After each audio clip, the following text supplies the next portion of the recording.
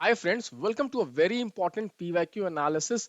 In today's PYQ analysis, I'm going to share with you something very important which many of you might not know.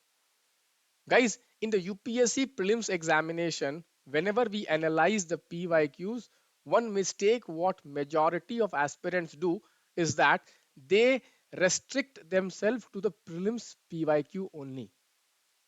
And mostly what I have seen is that most of the students who are struggling in the prelims examination, they are not able to crack the prelims examination. So they don't give any consideration to the mains PYQ. But according to my analysis of the last 10 years of prelims and mains questions in the UPSC examination, I can tell you that every year at least 2 to 3 questions in the prelims examination are directly motivated from previous year mains question, last 3 4 5 years mains question. So it is very important for every sincere UPSC prelims aspirant of 2024 to go through last 10 years of mains paper. And today I am going to do a very detailed PYQ analysis where I am going to link both prelims and mains, and I'm going to prove to you what can be the further questions on the topic which I am going to discuss today. So if you want those important questions for the prelims 2024, what can be the questions, how to do a PYQ analysis, today I am going to teach you.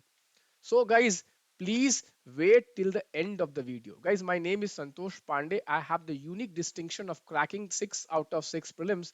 I cracked mains 4 times. I even cracked my state PCS examination. I was allotted deputy collector rank. Guys, you can see some of my scorecards in the prelims.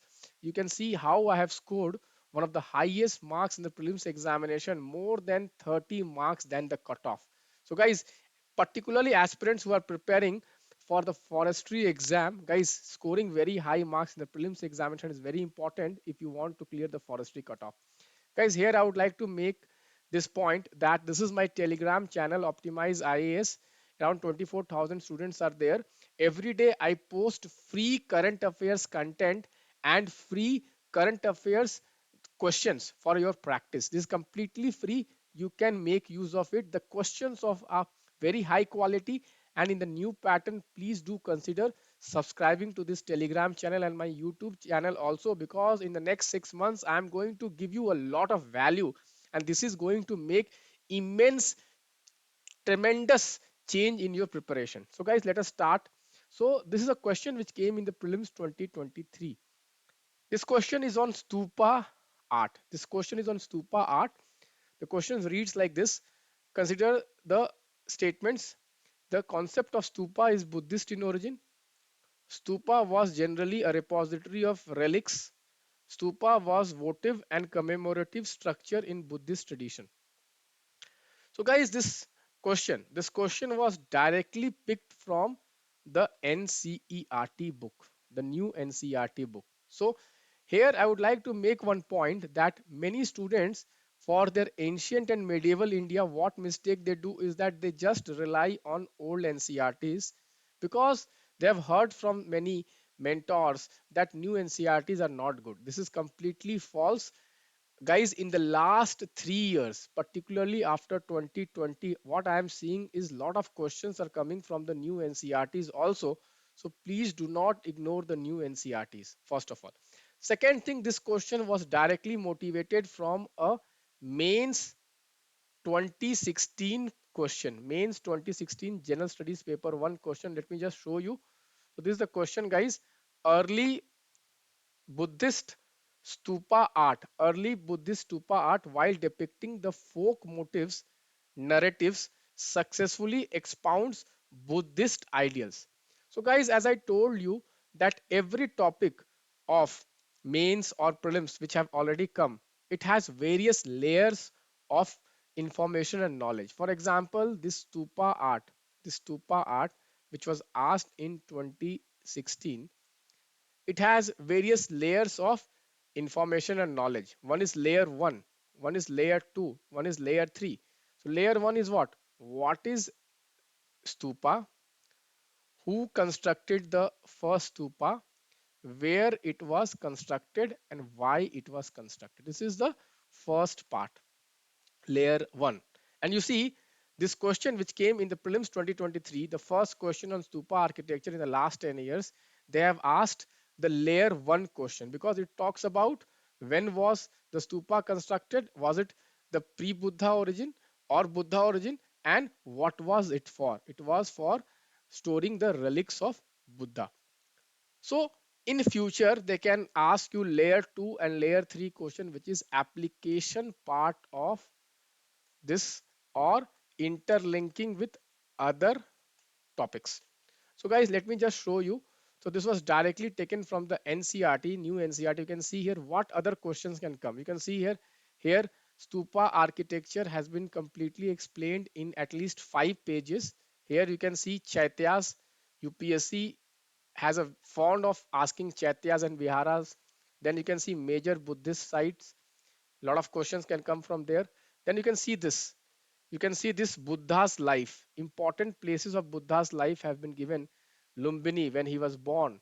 Enlightenment, Bodh Gaya. Then first sermon, Sarnath. Then the Nibbana, the Kusinagar. Nibbana, the Kusinagar. Okay, guys. You can see questions can come match the following. Questions can come on match the following these places with the events of Buddha. Okay, guys, next you see why was Stupa built?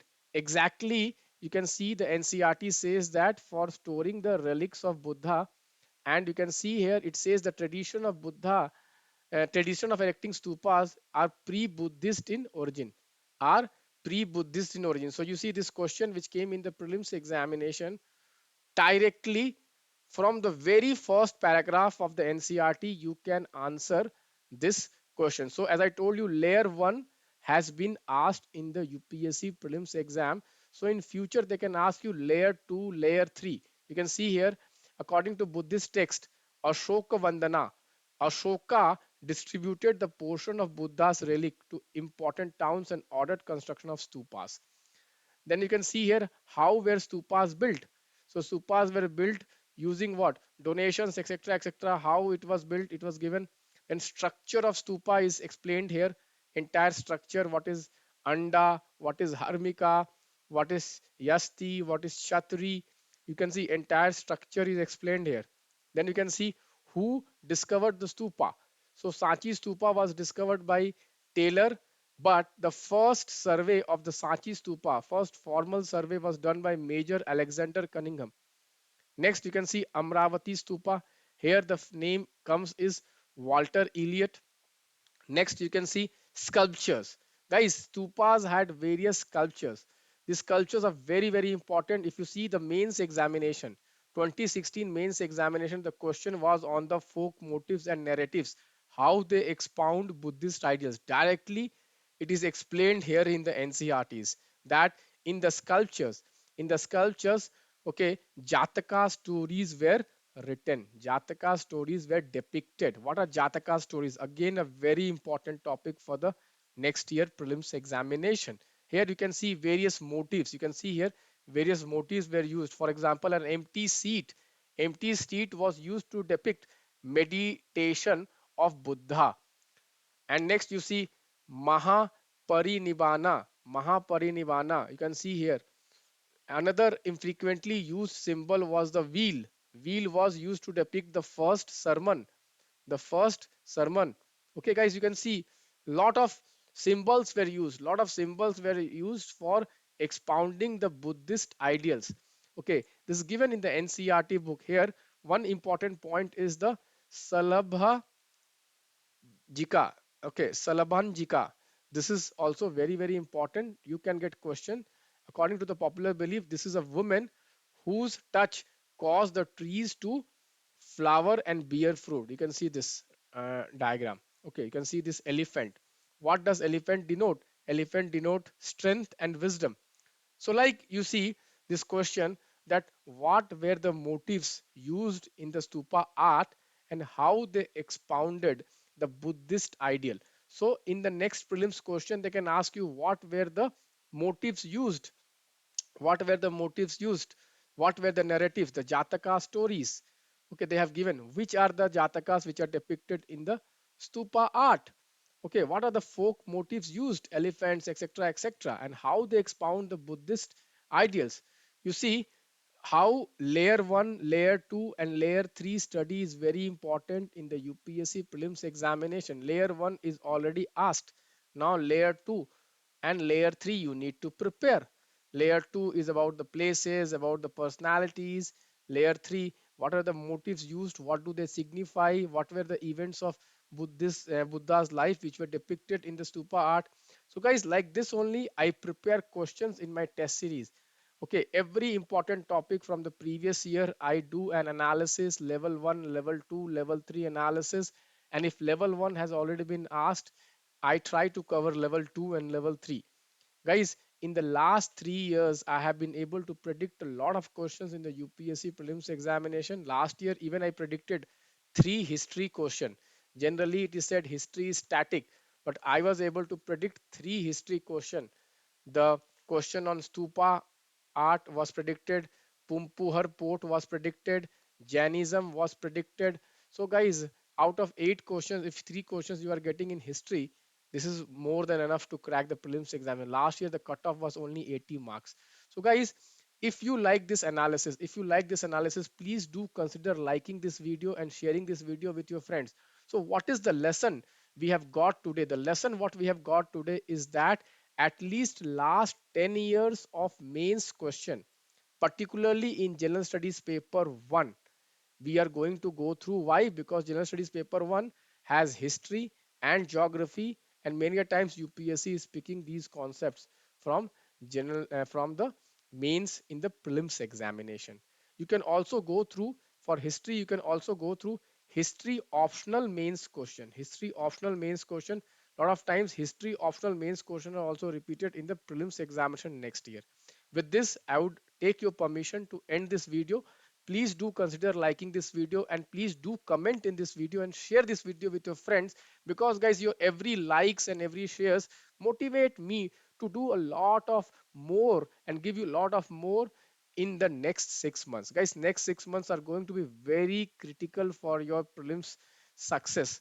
Every second, every minute, every day, either you are moving ahead or you are moving behind. Guys, many students, what mistake they do is that they think, oh, they are over smart. Guys, I'm not criticizing these students, but many students, what they think, they are over smart. They like they don't need to practice questions, they don't need to do PYQ analysis, and just they read some yearly compilation. I'm not going to take the name of those yearly compilation, but many students are fool enough to think just by reading some compilation they are going to qualify the prelims examination. Guys, just think, when 99% of people they are reading the same compilation, okay, what difference you are doing? Because 99% of students out of 100 they are going to fail in the prelims exam. Only 1% is going to qualify. What extra you are doing? Because that extra, little extra, is going to help you qualify the prelims examination. So thank you friends, bye bye, take care, and God bless you.